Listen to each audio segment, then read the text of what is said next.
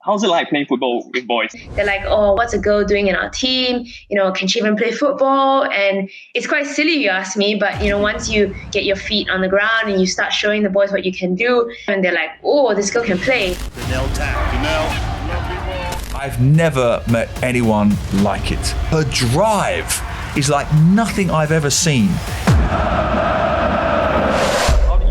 Passion for football come about? So I started playing when I was 6. My brothers would go out on Saturdays for football training and I'll be left at home. And so one day I asked my parents if I could join them. And so, yeah, the rest is history. What's your favorite position in football? I like the number 10, so the attacking midfielder. I like to create, I like to score. Set to join one of the biggest names in world football, Borussia Dortmund. What does it mean to you to be Singapore's youngest ever female goal scorer, the first female Singaporean to play in Europe, and now the first ever Singaporean and Asian footballer to play for Borussia Dortmund? It's a huge moment of pride for me and my family. Those are accomplishments that are not to be taken lightly, and so... Let's look deeper. You had a very serious injury then. How did you feel? It was like everything, just went spiraling downwards. It was a really tough period for me because I would say that was my first major injury that really put me out for quite a while. Able to step on the field, something that was part of your life every single day, like now is suddenly gone. And so I have a huge respect for, anyone who has gone through any injury really, because it really takes so much on the person, on the mental strength of the person and everything. Yeah.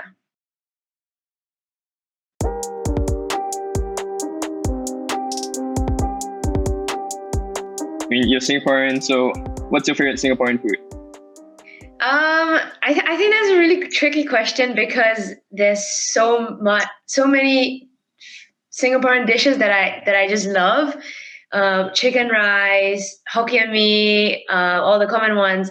But I think that the food that I miss the most here in Germany, I would say, is my mom's home cooking, because that's something that you can't replicate, right? I mean, yeah, it's just the comfort of a warm meal after a hard training, or just coming back to, ready cooked meals. And so that's something that I definitely miss a lot. Yeah, definitely. You can't beat home cooked meals. Yeah. So wait, but do you cook yourself? I do now. Yeah. Nice. How about German food? Like, have you tried German food or anything that you're going to daily? Yes. I mean, I would say the Germans aren't known for their food. So when you say like, what's your favorite German food? I think it's hard for me because it's on the other end that like, there's not many good options to choose from in that sense. But I've tried a bratwurst, and sometimes it's quite nice to, have a bratwurst in the stadium watching some football. But I won't go as far to say that's my favorite, German dish or anything. But yeah, it's not bad. But you do keep to a strict diet, right, day to day? Because football and everything, professional football. Is there like a strict diet to adhere to? It's not so much strict, but also because I cook myself, so it's easier for me to sort of facilitate the things that are going into my body. But I wouldn't say a strict diet. Yeah. Okay. Got it. So when did you arrive in Dortmund? July 2023. Oh, so it's not that long ago. So have you been settling in well? Like accommodation wise, lifestyle, or football, your teammates? How has everything been? Yeah, I think I've settled in very well. It's obviously a daunting process to move into a foreign country alone. But the people here and the club and all my teammates have been extremely welcoming. And so, yeah, I think I've settled in very nicely, got into a very nice routine of learning German and then going for training and then playing games. So, yeah, it's been good. It's been a good couple months. That's nice. And are there any like stark differences between Germany and like Singapore or the UK, like the weather and all this kind of stuff? I think the biggest one I would say is the language, and that seeps into like everyday life. I mean, it's not just not being able to understand my coach at training and not really understanding what's happening at training. It's also like speaking like conversations in the locker room, for example, where all my teammates are just speaking German, and a lot of the jokes you're never gonna quite understand it. So it seeps into like everyday life. Even when I'm at the grocery store and I can't find something, it's so hard for me to ask, oh, where can I find something like that? Because a lot of people here don't speak English. So that's something that has been a real shock, because even when I moved to the UK, it was still English, and I mean, London is such a metropolitan city. It's very similar to Singapore in that sense, but here with the language, and I think that's been the biggest shock, and something that I've had to adapt to. Interesting. So my German is getting better though. Sorry? My German is getting better.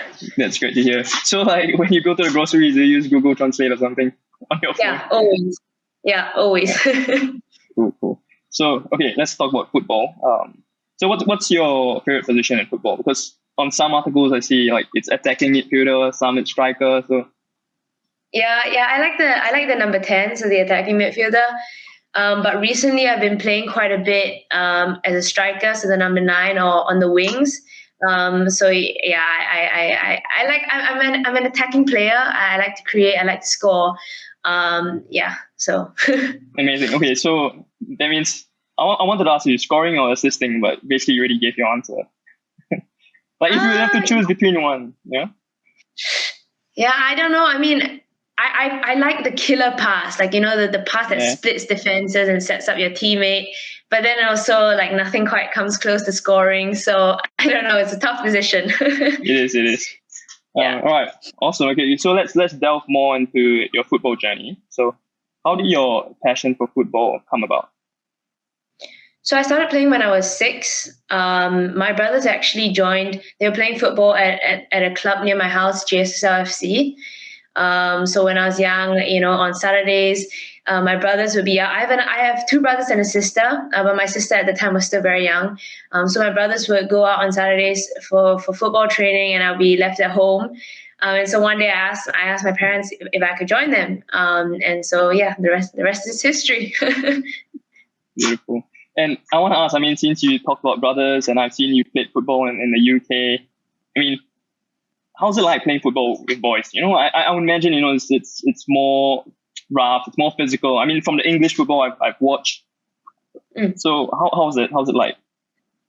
I think in general playing football with boys, because they're more physical and they're stronger and faster, it's always going to be a tougher battle. But I would say I'm quite used to playing with boys. Even growing up, I played in an all-girls team growing up, but we often always competed against boys.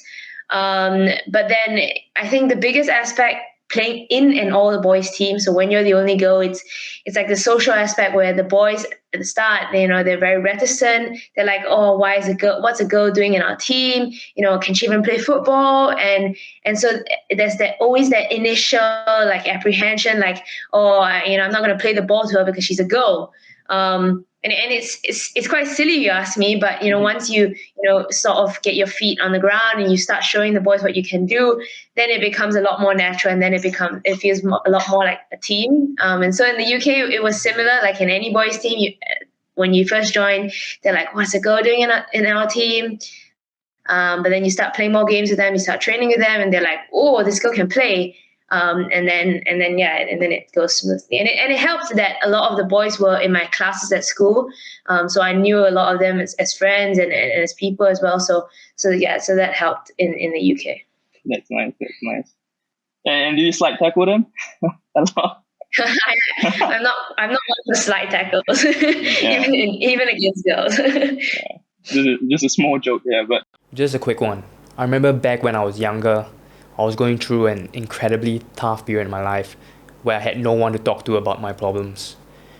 There was no place I could share my honest thoughts and feelings because I was just so afraid of being judged by people. And I realized that was so bad for my mental well-being. It's like bottling up everything and just waiting for a day where it all explodes. So no, we're not going to let that happen for you. Because my team and I have developed a free social app called huddle.so, where you can share all your problems anonymously, whatever is currently on your mind that's bothering you, whatever is making you upset or giving you sleepless nights.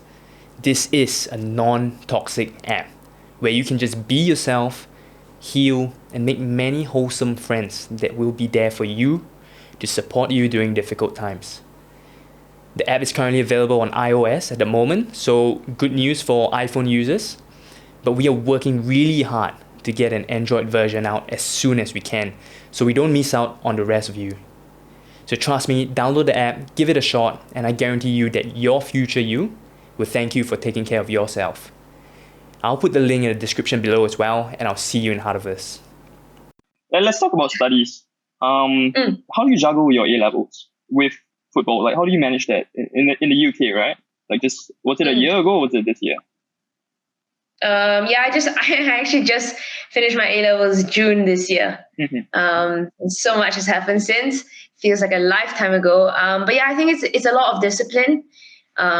Juggling sport and studies. It's, everyone only has so many hours in a day. It's, on the weekends, most of the time I'll be out at training or have matches, whereas all my friends would be going out and, hanging out in central London or whatever. But so yeah, it's really managing your time well, and sacrificing things, because if I'm out on training, then I got to come back and quickly do my homework. I'm not as much time to go on social media, for example, or hang out with friends. So yeah, there's a lot of sacrifice and discipline involved. Definitely.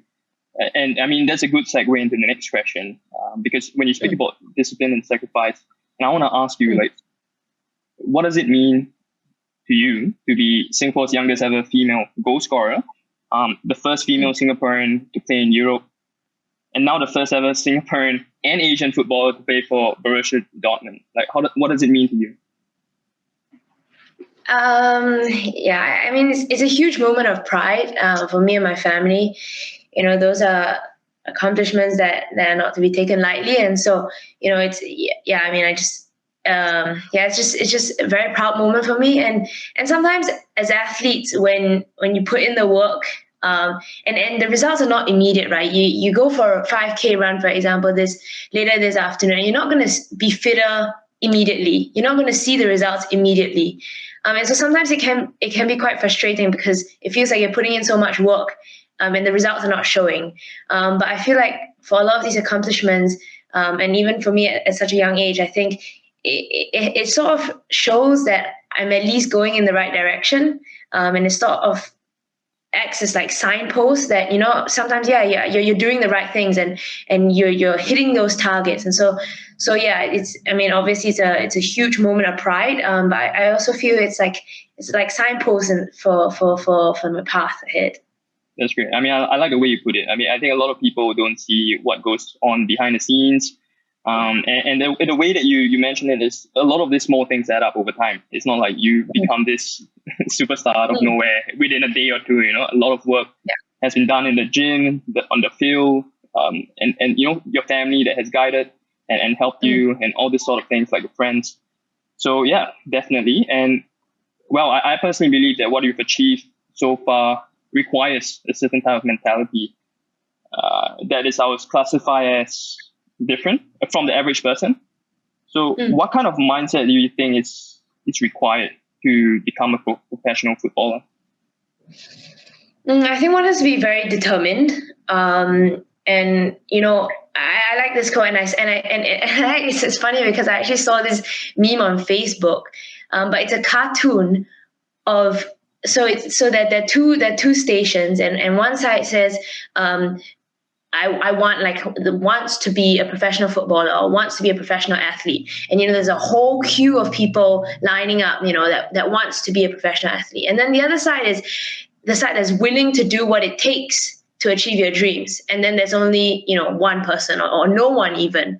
And so it's the fact that a lot of people want to be professional footballers, want to be professional athletes, but there are very few willing to do what it takes to get to become a professional athlete or become a professional footballer. So I think for mindset, I mean, it's not even just a mindset for wanting to be a professional footballer. I think it's for all athletes, and I dare say for a lot of professions as well, is to really be determined, to know what you want to become, and then be willing to put in the work to get that. And so that's what I would say is the biggest mindset difference. Well said. And coincidentally, when you mentioned the thing that you saw, that the meme, just a few weeks ago, I saw the same thing as well. Like I saw it on Facebook. I saw this picture of like a lot of people on one end is on the escalator, and then there's this one guy that's climbing up the stairs. This one guy climbing up the stairs, and then the quote was, the hard way no one wants to take, the sacrifice of discipline, no one wants to take it. But the easy way, which is 99% of people, they're on the escalator going up. And I thought that was interesting, very coincidental. And all right, so can you give me an insight? Like, walk me through what goes on a day in your life, like a normal day in Dortmund. So I wake up every morning at 6 a.m. Because I have to take the train to get to my language class. So I'm learning German intensely, 5 hours every day. In Düsseldorf, which is like a city about 1 hour train ride away. And so that just helps me to assimilate better into Germany and the team and everything. So that's something that's really important. So I have to wake up 6 a.m. every morning to catch the train. And then after my German class, which ends at like 1:30, and then I rush back to Dortmund and I have my lunch on the train. And then I have a bit of free time in my apartment. And then I cook my dinner, and then I usually get to training an hour or two before, and I do a gym session before training, and then go to training with the team, and then get back at around 10:30. Wow, that's a lot in a day. Yeah, and it's pretty hectic. Yeah, and I mean, you're learning German 5 hours a day, but it helps, right? Like when you go to training and then your teammates are all speaking German, I think it really helps accelerate the process in a way, would you say? Because it's good to be speaking German and listening to German every single day. Yeah, I think when you're immersed in the culture, you're forced to speak and hear and understand the language. And so I think I've picked it up quite quickly. Like it's only been a couple months, but I think like I understand a lot more of what's happening at training. The 5 hours every day definitely helps. But it's definitely, it helps to assimilate yourself into the culture and the country. Wonderful. So I want to ask, like, do you have any hobbies or interests? Like, what do you do in your downtime to like relax? I really like reading. I always say, I always feel like reading lets you live different lives. Sometimes when like football or life gets too overwhelming, and you open up your book and you're suddenly transported to an alternate universe, and your problems fade away. And so I really enjoy reading. And now with the hour train ride to and from Düsseldorf every day, I get a lot more time to read. So that's been something that I really enjoy, and have enjoyed. It's just that books are so hard. English books are so hard to find in Germany, and when you do find them, it's so expensive. So the other day, my dad and I, we went to London to visit my old school and to meet my brother. And so we came back with truckloads of books from London, because books are so much cheaper there. So You get a Kindle and then download it. But the feeling of a physical book, the smell of it. I get what you mean. So living alone abroad can be a very daunting experience, right?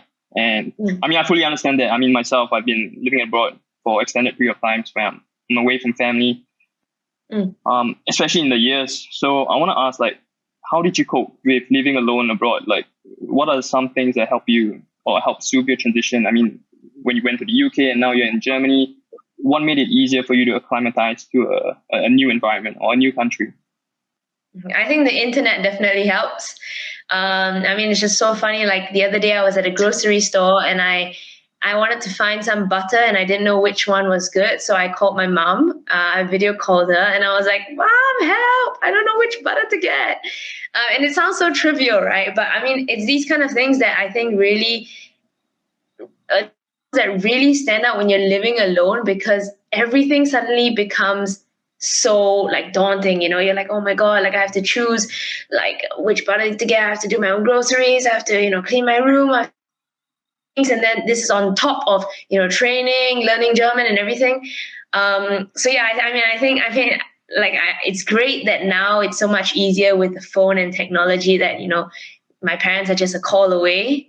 So that's really helped. And then a lot of times after my games on Sundays, my dad usually tries to stay up so that I have someone to talk to after games, to discuss what happened, if I had a bad or a good game. And I mean, it's just nice to be able to chat with someone. If you had a great game, to tell them, oh, I did this, I scored, I assisted, blah, blah, blah. Or sometimes, on the flip side, even when you have a terrible game, to have someone to talk to, like, oh, this went so badly today. And sometimes when you live alone and with the time differences and everything, that can get quite, it can get quite tough and hard.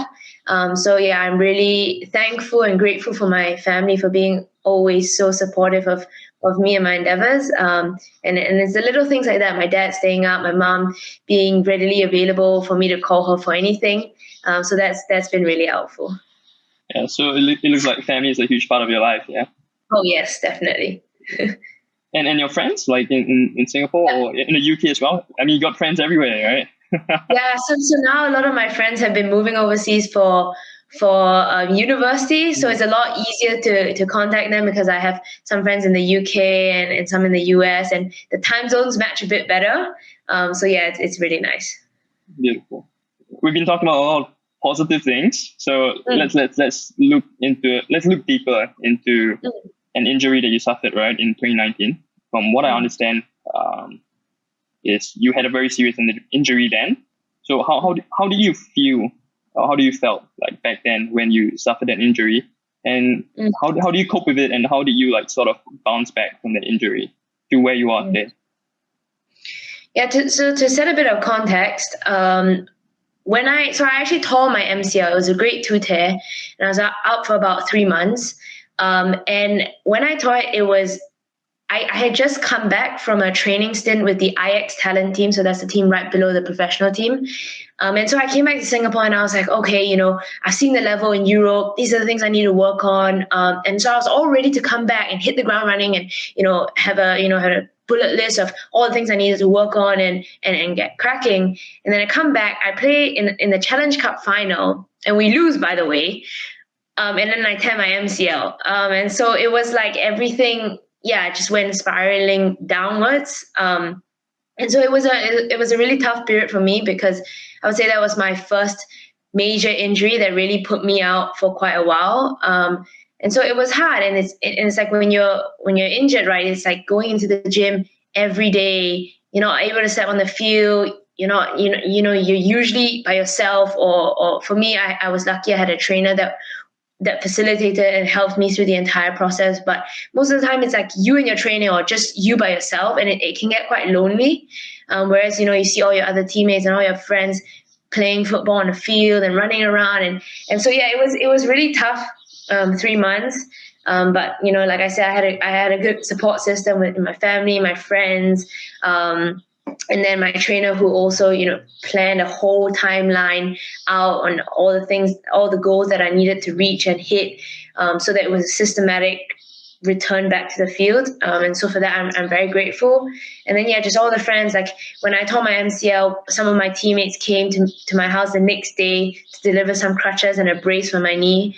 So that really helped as well. And so, it's all these little things that really helped and brought me through. And on hindsight, I guess I was quite lucky. Like, I mean, an MCL 10, it was great too. It could have been a lot worse. But it was my first taste of a severe injury. And I think it made me a stronger person after. Definitely. I think thanks for sharing, because I see a lot of injuries, devastating ones, like ACL and all this sort of stuff. And when I see legs, get injured on the field, I see a lot of these players, like, it really, really affects them mentally. And like some of them, when I see them come back, they don't appear the same. Their confidence is shattered. They can't assimilate back in training. It's a different environment. New players come in, different formation, and all this sort of stuff. But I think, I'll never wish injury on anyone. But for some people, or for some footballers, when I see them, or sportsmen or athletes, when they come back from injury, I think it's also incredible how, like, some of them became stronger after the injury, you get what I mean? Like, they put their head down, they focus, and they worked even harder to get back to where they were before, or even go above and beyond and become an even better player. So I think, I think one thing about an injury, because it puts you out, it also sort of shows you a different perspective, that you don't take your sport for granted, in that sense that, something that was part of your life every single day, like 2 to 3 hours every single day, now is suddenly gone. And so you have a fresh perspective when you go back, and you don't take it for granted. You're like, I've worked to get back on this field. And so I have a huge respect for, anyone who has gone through any injury, really, because it really takes so much on the person, on the mental strength of the person and everything. Yeah. 100%. Okay, so that's the end. Thanks so much. You're a legend. Thanks so much for coming on. I'll follow you, and we'll keep cheering you on. The country is all cheering you on anyway. So take care, yeah? Thank you for me. Have a great night. See you. Thank you. Bye-bye. Take care. Bye. To be honest, I don't know where I got this one from. I don't even know if I probably tweaked a few words, and I probably heard it somewhere. I combined it with a couple quotes. But one of the quotes that I really like is, work so hard that they can't tell you no. And that goes for everything, like keep working so hard so that when you're at a trial, they can't tell you no, or your parents can't tell you no to playing football. And it can be used in a lot of different environments and situations. But I really like this quote, and it's really stuck with me. Work so hard that they can't tell you no.